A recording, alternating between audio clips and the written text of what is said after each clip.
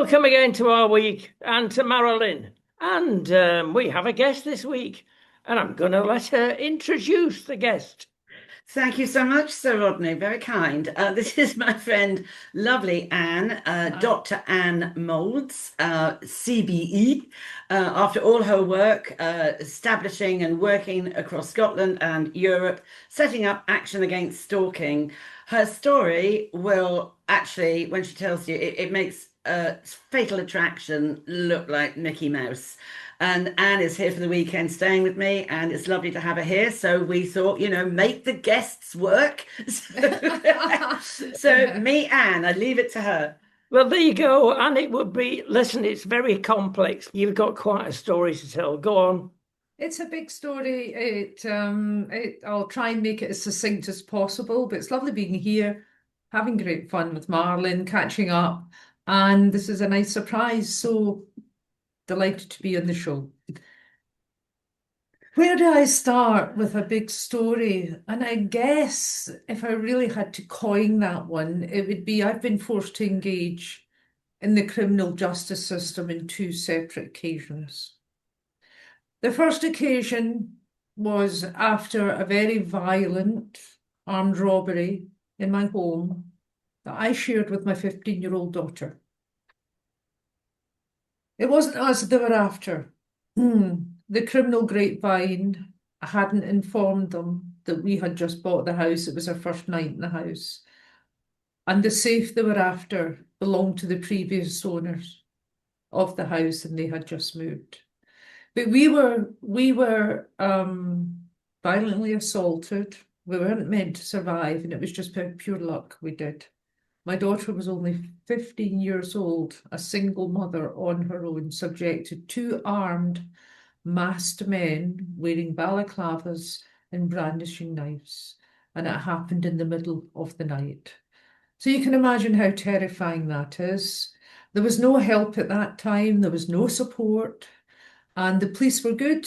The police were excellent. The robbers had fled when the robbers actually had fled when the police arrived that night. But they did catch them, and they promised these men would be put away for 15 years. They had all the evidence. They had their balaclavas, they had their gloves, they had the knives, they had their jackets, they had their mobile phones. And they assured me that these men would face justice for a long, long time. But that's not what happened.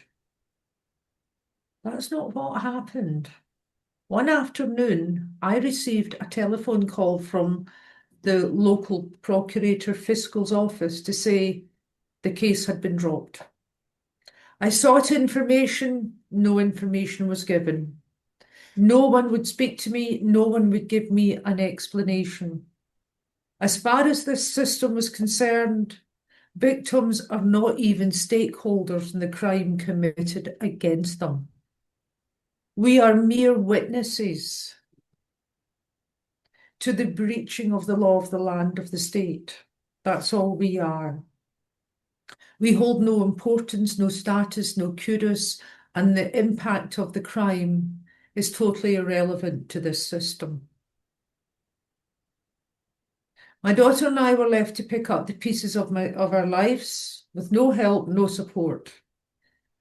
And, we both suffered PTSD. My daughter was worse than I was. And it took me and I actually had to stop working. I was so unwell, and I was trying to support my daughter. But I got back on my feet again. I got back after 3 years. I literally got back into the workplace again, and life was turning a corner. And I could see my way to supporting my daughter through university at last.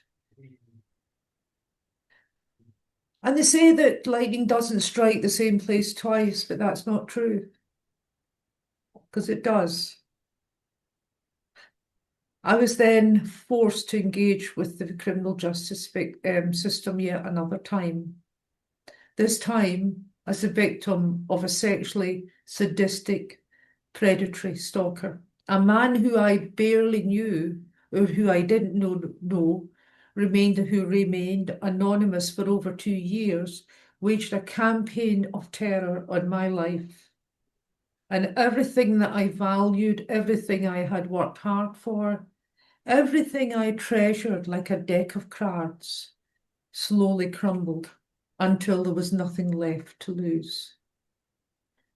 This man remained anonymous for 2 years, and what started with a filthy Valentine's card through the door, through the post, escalated into sexually deviant photographs of a man lying in a bed and from the waist down dressed in women's lingerie, underwear, gusset-lip panties, women's shoes.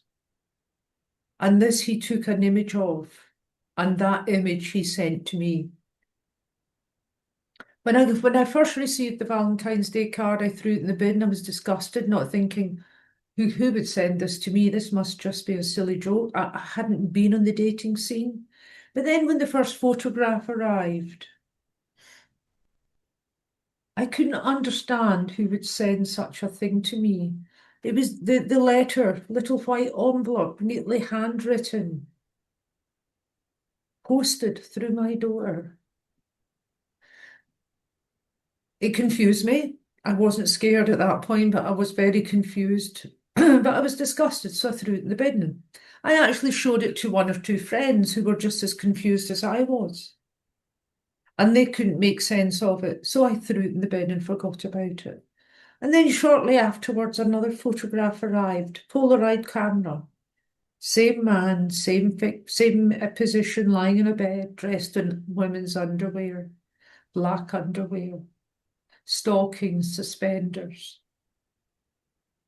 And with that image, he captured it with his camera and put it in the envelope and sent it to me. And this time, a shiver went right up my back. I knew something bad was going to happen in my life. I couldn't tell you what, but I just had that feeling. So I took it along to my local police station and asked them to record it. That was all I wanted, just record it. I wasn't expecting them to investigate it because there was nothing to investigate. I wasn't looking for a Starsky and Hutch response. I was only asking them to record it because I knew that more was going to be happening. But the young officer at the other side of the desk literally threw it back at me and said, stick it in a drawer and see what happens. It was obvious he was neither interested or he didn't care.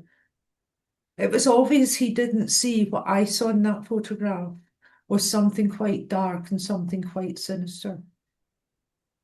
And when I left that police station that day, I actually felt as small as the photograph that I was holding in my hand. Because if they didn't believe me, who was going to believe me? I told the young officer that I received a Valentine's card. I received the first photograph just because I don't have them. Just because I threw them away doesn't mean that they didn't exist. But it was obvious he didn't believe me. I had nowhere else to go. More photographs arrived, and then the letters started to arrive, neatly handwritten. The letters were neatly handwritten in paragraph style. He even numbered the paragraphs, outlining an unfolding, deviant, sadistic sexual fantasy of him and I, together forever, about bondage, rape, and torture. That this would be his reality. And one day his reality would come true, and he said, I would enjoy it. Take you to places that you have never been before. I'll let you be in control, but just once. I'll let you tie me up in bondage, but just once. The content of the letters was so disturbing, so graphic. But he told me everything.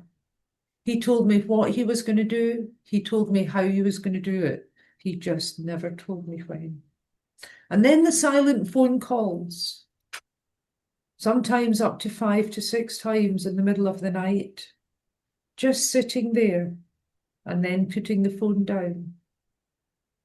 He would even send me items of women's underwear that he claimed that I had sent him. He made this relationship as if we were in some consensual dance together, which we weren't because I didn't know who he was. He talked about us, that we would be together forever.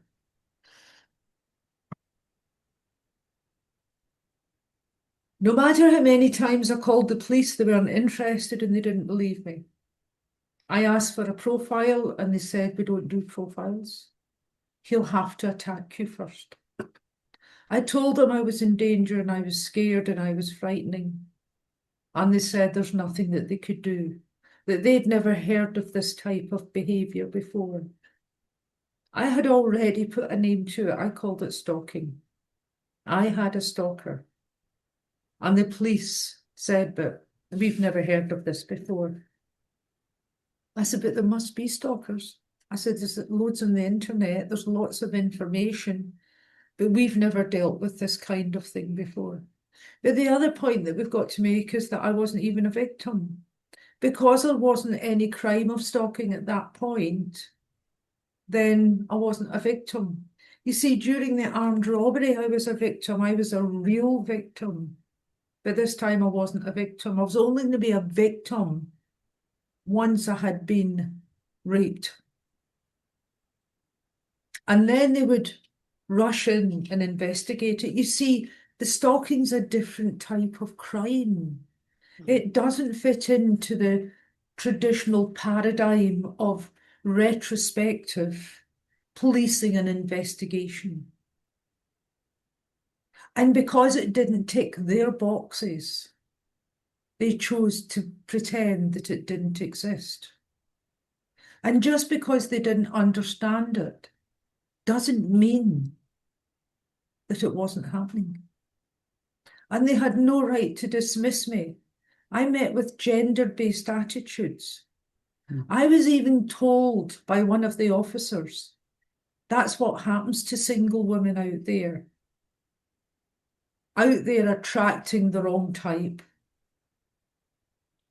Gender-based discriminatory attitudes.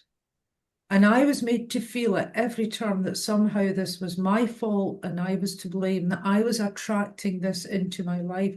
Isn't that what women have had to suffer for years? Women of domestic abuse, women of sexual crimes, of rape, that somehow they are responsible for what happened to them. Isn't that what society has done? Isn't that what the media done? And the very system that was meant to protect us is actually one that has turned against us. I could get no help. There was no help. And through time, my health suffered. I lost weight, I lost hair, my hair started to fall out. I had become so anxious because I knew at some point my stalker was going to call. And because he remained anonymous and I didn't know who it was, meant it was everyone. So I stopped going out. I gave up my dance lessons. I stopped going anywhere because how do I know who my stalker was? How do I know that I'm going to go home? And the biggest challenge was my friends. They still didn't believe me. I was fed up with all the glib responses of friends saying, why don't you just buy a dog? Buy a big dog. Well, why do I want a dog? Who's going to walk this dog at night? Why do I want a dog barking at false alarms all the time when when I was already living in my nerves? Friends would also say, why don't you move house? Just move. Why should I move house? At great cost. Because I've got a stalker and the police don't care about what's going to happen to me. Through time, my physical health suffered. I had migraines. I used to get hospitalised with migraines. My anxiety was high. I was hypervigilant. I even slept with a tracksuit on, waiting on my stalker to call, because at least if I was wearing my tracksuit, I was ready to run. You see, during the robbery, I didn't have a tracksuit on. I just had a nightie. I was vulnerable. I've already been attacked once in my own home, and I was not going to volunteer to be attacked a second time if I could avoid it. Friends soon became distant because their world was different from the world that I was experiencing. My psychic reality had changed. They were quite happy meeting up, talking about holidays, talking about this, talking about that. And my world had turned into a nightmare. My stalker was slowly brutalizing my whole world. And my reality was different. There was nothing to talk about holidays. My work was starting to suffer because of nervous exhaustion. Because I worked as a clinician, I had to stop seeing male clients, not sure if any of these male clients might be one of my stalkers. I worked between two clinics, and I worked for a clinic in Ayr for 3 days, and then I worked in a clinic in the neighbouring town for 2 days. And my partner in the clinic for 2 days didn't want me bringing trouble into his doorstep because I had a stalker, and he got rid of me like that. All of a sudden, my income is now suffering because of my stalker. Everything was slowly starting to crumble. The money worries came in again, the financial worries, my health worries, and there was nothing I could do to stop it. And that was the tragedy of all this. No matter who I spoke to, no matter who I reached out to, no one could help me. And there's no way I could stop what was happening to me. My world was getting smaller and smaller and smaller. My health was going downhill, my mental health. Even my daughter didn't want to come home and stay with me any longer because she was scared. She'd already had the robbery. My daughter said to me, "Mum, I don't feel safe with you any longer." And she stopped coming home. She was at university. She wouldn't come home for a weekend to study. My stalker even sent me his boxer shorts to cuddle into at night, knowing that one day it will be him. But I remember one very cold, wet winter's night, and I'd literally just got home from work, and there was a phone call from someone that I didn't really know this man, but he was from my town. So he used to work for someone that I knew, so I had knowledge of him, and it would be a quick hello. That was all it was. He was a very distant acquaintance, let's put it that way. And he phoned me looking for some professional advice. My mood was low, I was tired, and I'd literally just walked in the door that night, and here was this awful letter. It wasn't the frequency of the items that I was receiving, it was the content was becoming more extreme, more bizarre, more deviant, more sadistic. He heard my demeanour and asked if I was all right. I said, "No, I'm not all right. I've got a stalker." I don't know why I don't know why I blurted it out to him, but I did. I was so down. I felt I was out of road at that point. And he was absolutely shocked. He said, "What are the police doing?" I said, "The police aren't interested." My story, this man said to me, he said, "But it cannot be anyone you know, because anyone you know would never do anything like this to you.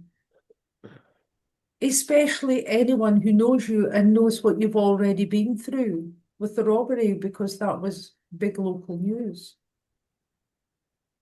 He said, "Look, I'll support you. If I can help in any way, I've got a spare bedroom. Why don't you come and get some respite? Get a sleep." I said, "No, it's okay. I'm better in my own home, thanks." Well, if anything ever happens, he said, I'll phone me and I'll be there. I can come and sleep on your settee, your sofa, to give you a night's sleep. I said, "No, it's okay, thanks. I don't want anyone in my house because my house is now under big lock and key. I don't want any man near my house at this present moment." But he remained my supportive friend. He would phone me and contact me to make sure I'm all right. He would keep in touch with me. He was angry that the police weren't doing anything. He said to me, "Whoever's doing this to you is crazy, is dangerous and crazy."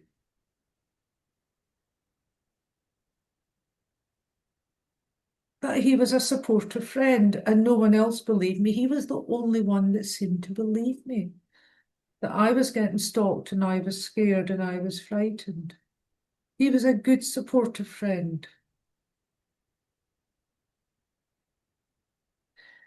And at night time, when you think, what's it like to be the victim of a stalker? It's one of the most terrifying experiences that a person could ever go through.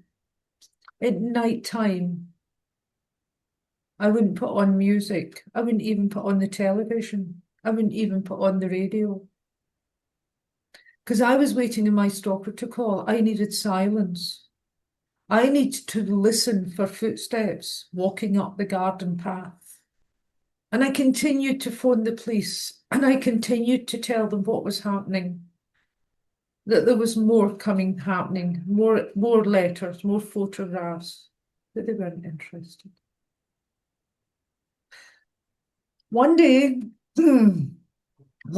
I got a text message from my supportive friend who said, "Is there anything you need help with, Anne? Is there anything I can do to support you? I've got a long weekend. Do you need anything done? Do you need your garden done in the house, etc.?" And this was all text. And I text back to say, "No, I'm fine, thank you, but thank you for offering." And then he sent the most bizarre text, which was encryptically coded, but I made it out.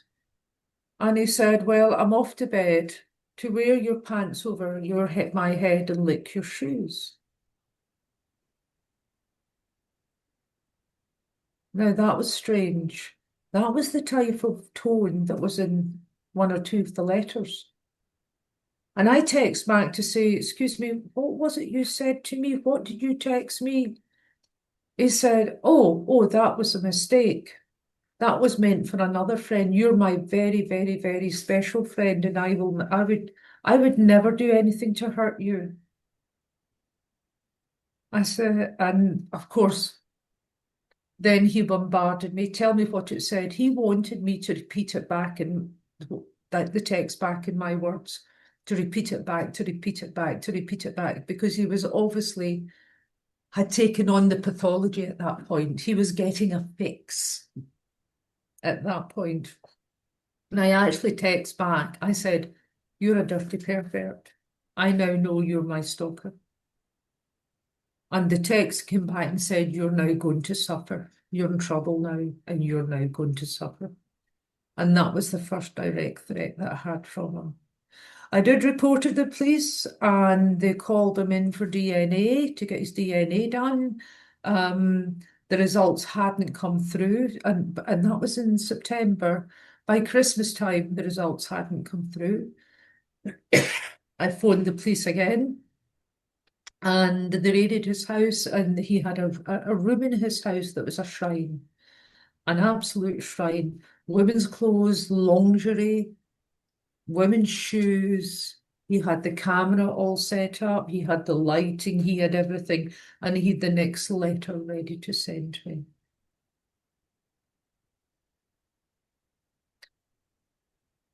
Yes, he was charged. He was arrested, sorry, and questioned. And he told the police officers, "Tell Anne I'm sorry. Tell Anne I'm sorry. I didn't mean to hurt her." And they actually came and delivered that message to me. And I actually said to the police officers, "Why did you deliver that message to me?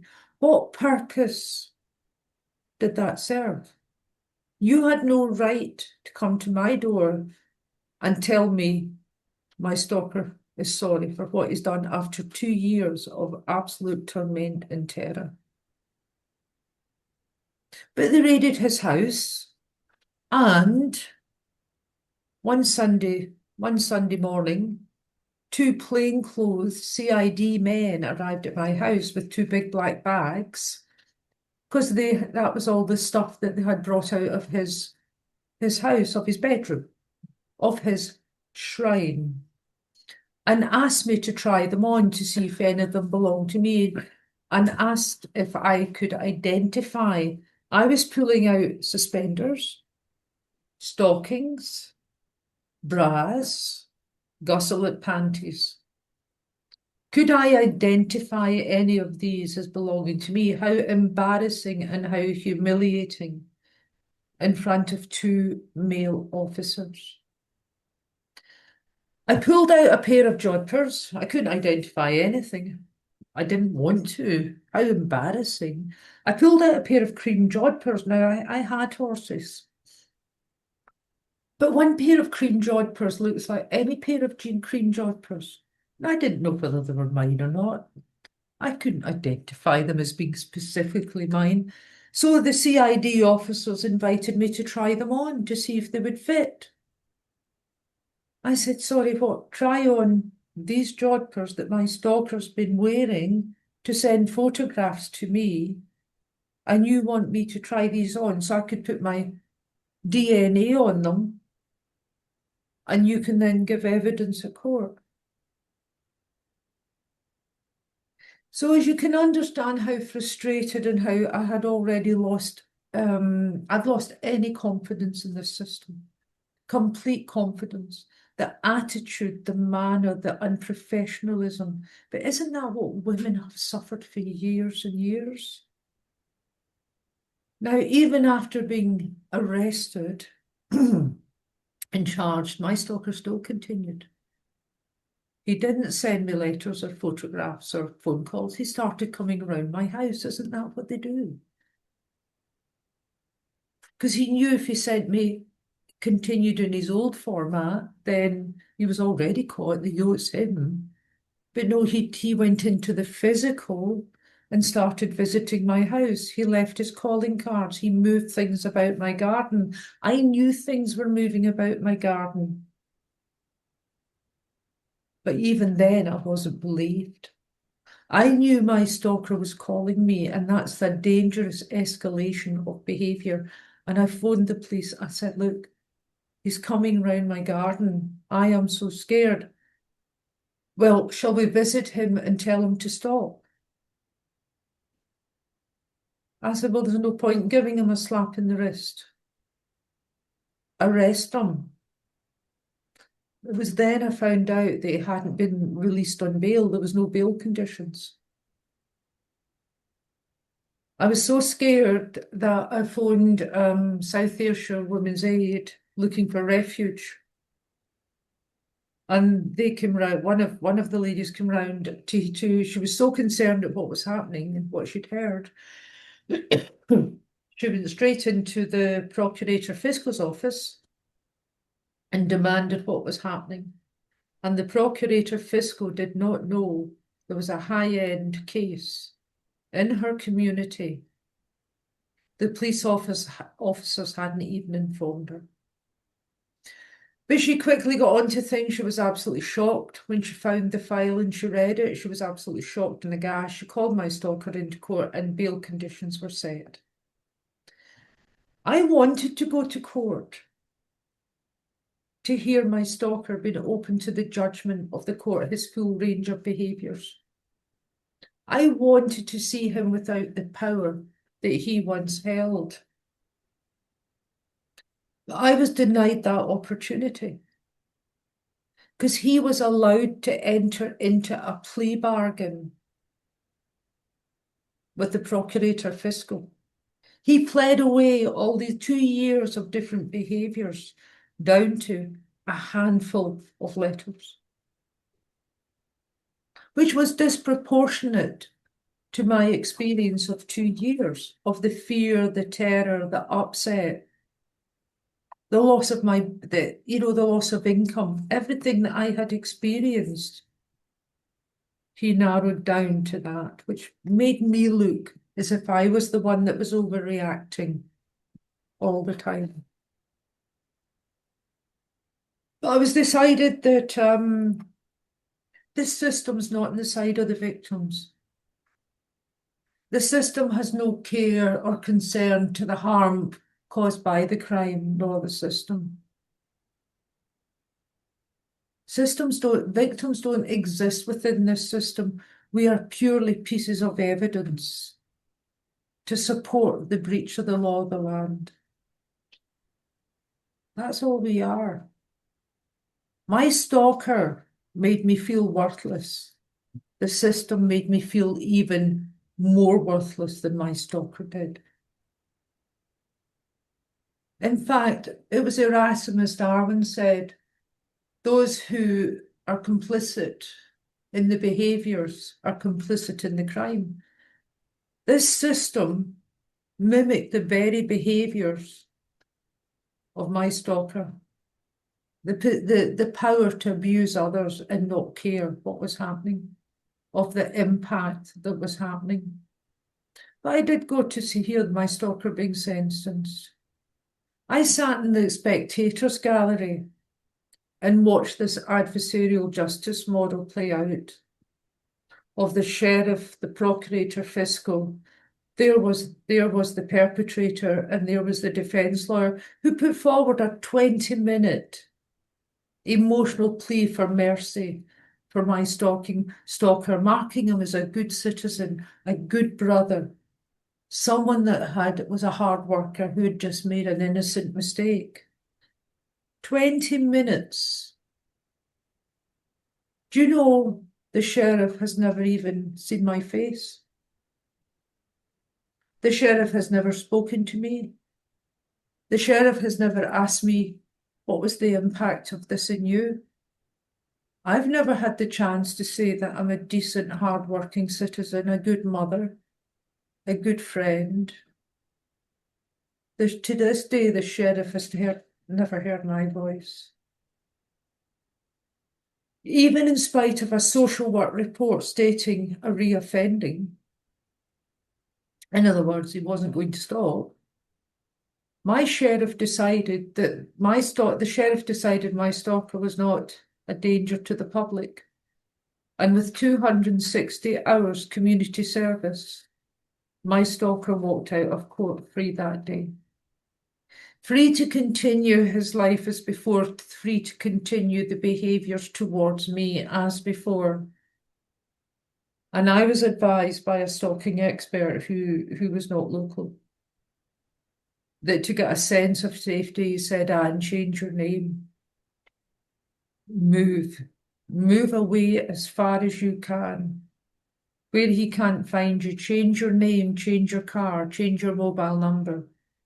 Don't tell anyone where you're going apart from very close family and very close friends. He said you have to break the links where he can't find you because people like him, they do not stop.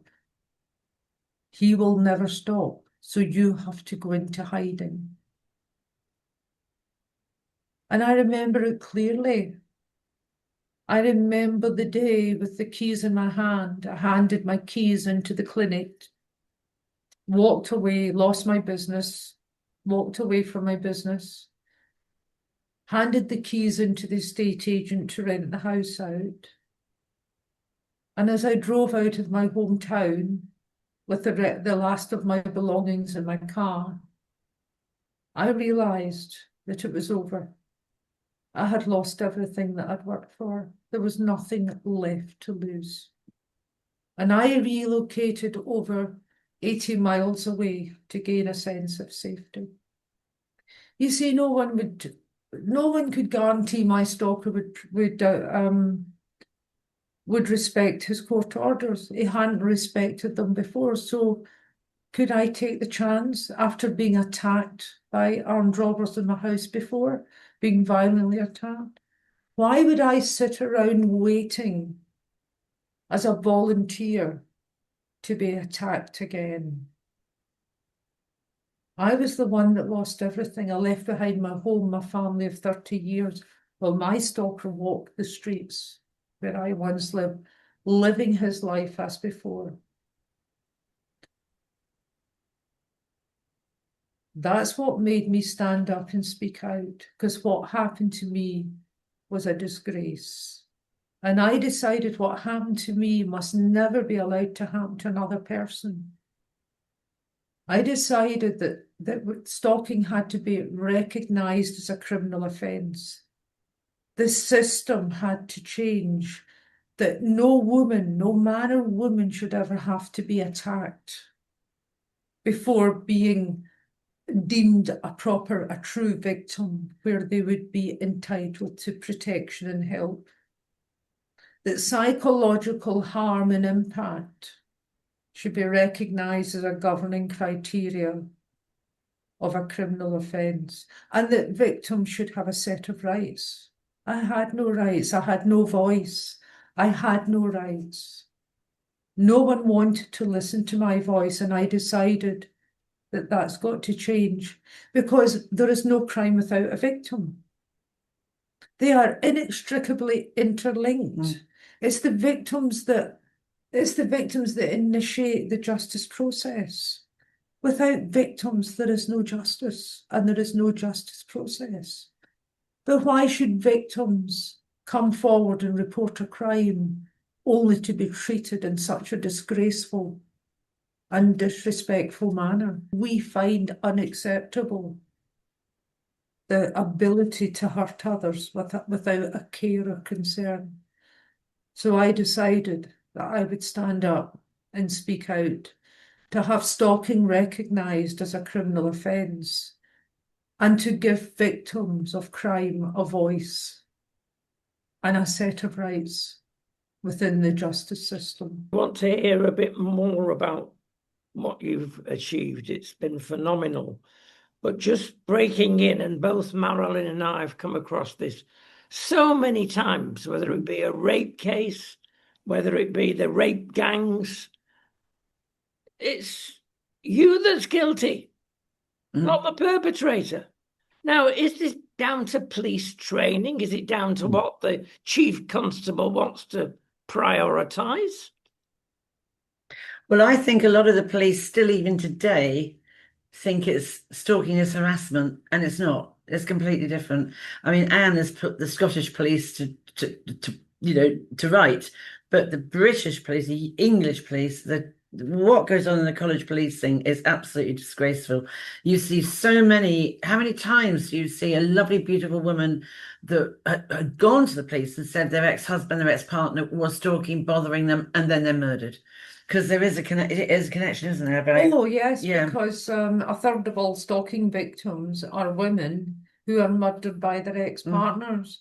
But what's interesting, and it's young people as well, if you look at these justice figures, criminal justice surveys, which go between 16 and 64 years old, then there's the rise in the stranger stalker, the online sexual predator, the online stalker. Now, I remember America, the FBI released figures and this is about 10 years ago, in any one day at any one time, there's over between 500 and 750,000 online predators looking for their victims at any point.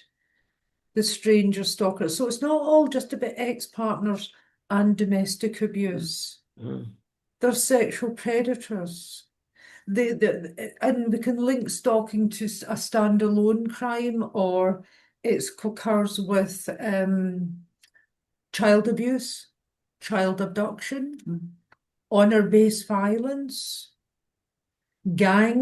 organised gang crime, sexual exploitation, and human trafficking. You know, stalking is a nebulous type of crime that sits in so many different places.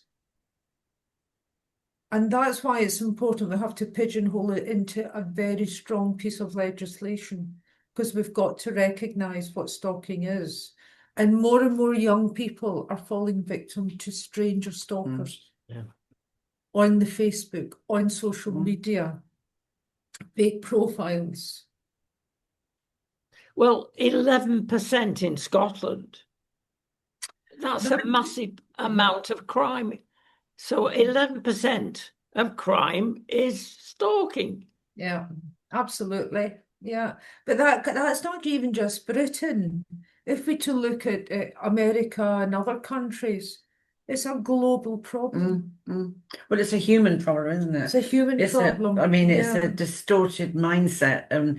I mean, as Anne will tell you, you get the rejected paedophile, don't you? You get the stalker, the stranger stalker, the rejected stalker. There's about 4 or 5 different types, but the impact is the same. I've been stalked twice, not like Anne, but I was stalked by someone in the village. I used to live in Sussex, and for 6 months. I mean, I woke up one morning and we had a puppy then, and the puppy was barking in the night, and I thought he's probably heard a fox.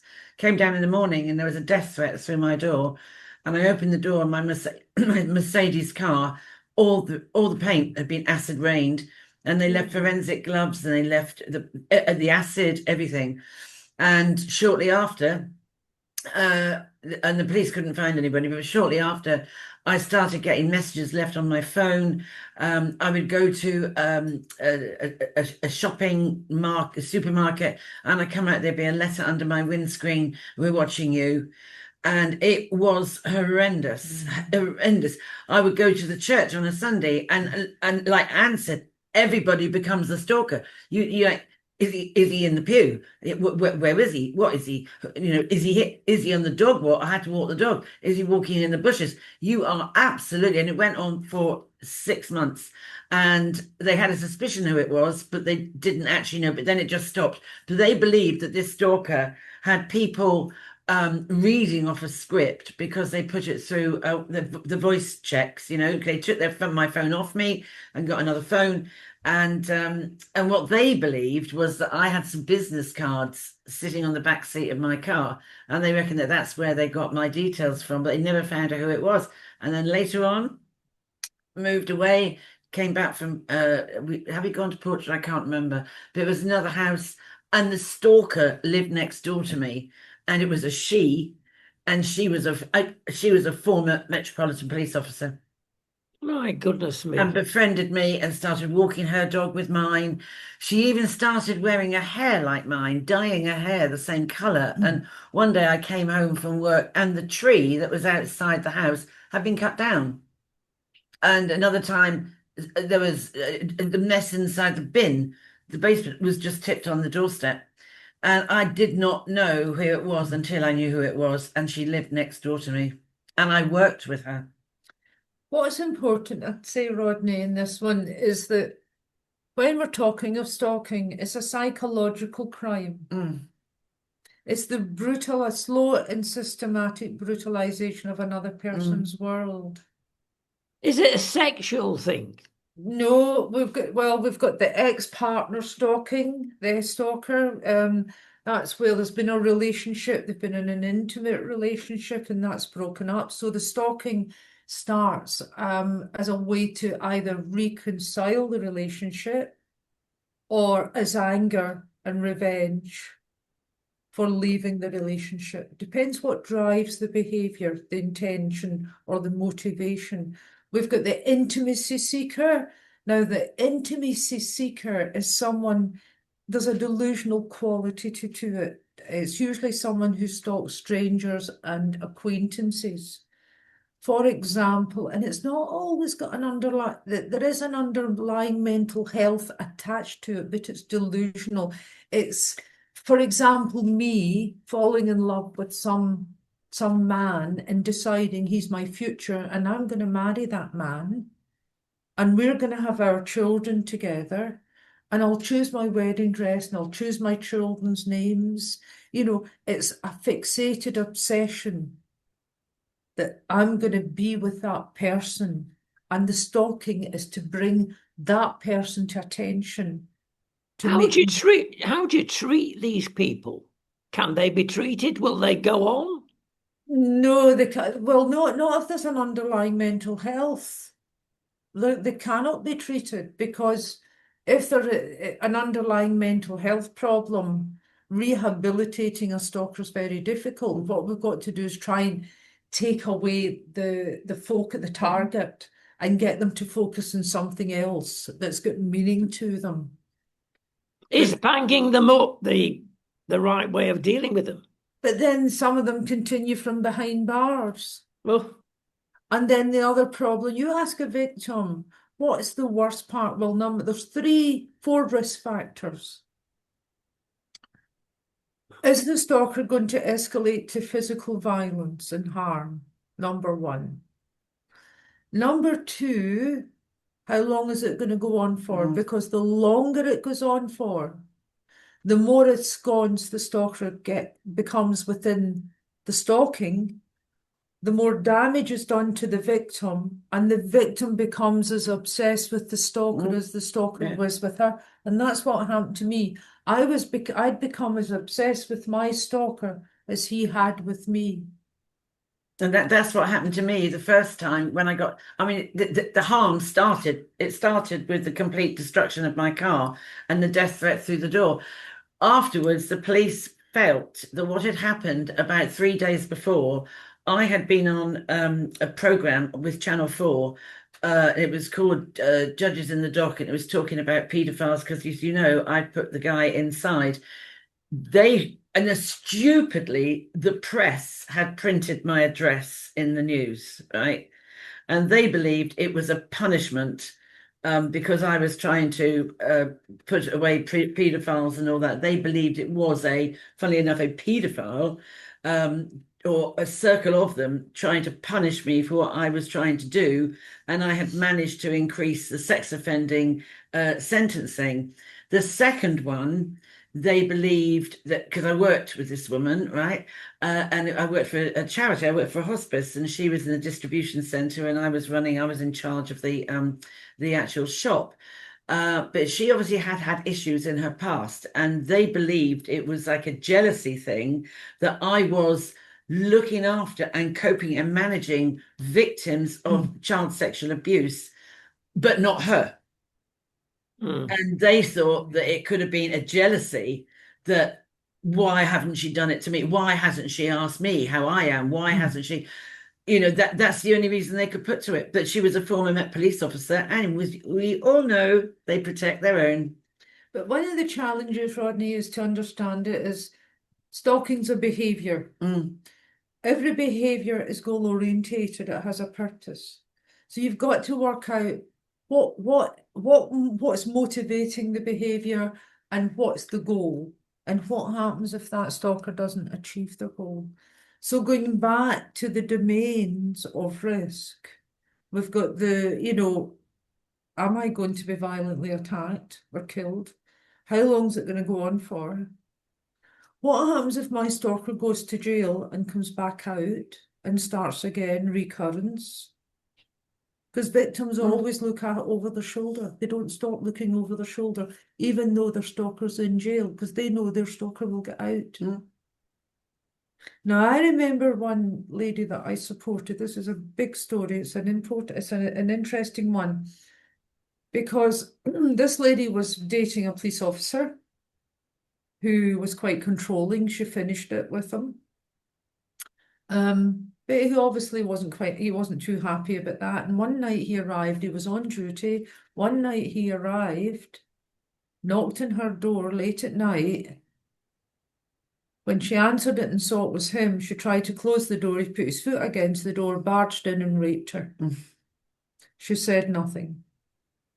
Terrible. She then would not answer any of his phone calls, nothing. He stalked her for 7 months after that. He followed her.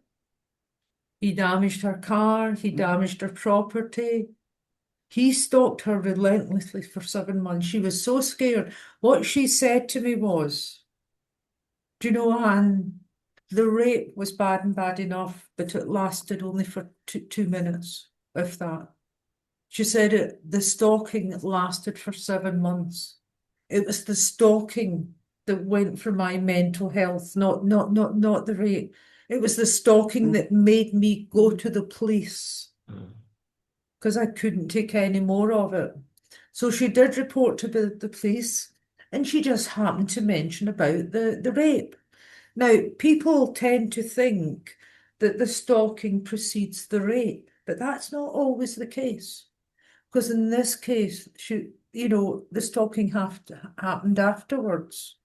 But when the police officers heard about the rape, now the laws were in place at this time, they jumped on the rape, not the stalking. He went to court. She was there with her family, as was his family, and he was sentenced to 4 years for rape. And the stalking, the 7 months of stalking was dropped, not mentioned. The sheriff told the jury, we're not doing the stalking. were going for rape. They Right? don't realise what damage it does. It's awful. He got 4 years, and as he was walking out of the court, he quickly turned to the spectators, and he looked at her, and he put his finger up too, and had a quick glance. Now, to the outside eye, that would mean I'll be out in 2 years. Not to that victim. The way he looked at her, it was the way he looked at her. I'll be out in 2 years and I'm coming back to get you. Mm. See, stalkers deliver messages cryptically, encoded, or symbolically, or inferred. The risks, the threats are inferred, that you will miss it, but the victim doesn't. Now, I remember supporting that victim, and up when it came to when he was about to be released after 2 years, she was so terrified because she believed, I'm coming back to get you. But what she did say, she said, I'm so angry. It was the stalking that destroyed me, not the rape. Before we go, we've got to mention two very important things. The first one is, how did you get people to change their mind, review the law, create a law? Because it's now spreading all over Europe, much needed, not just in the UK. What did you go and do? I stood up and spoke out. I had courage. You know, even though I was vulnerable myself, I was the one that had lost my home, my business.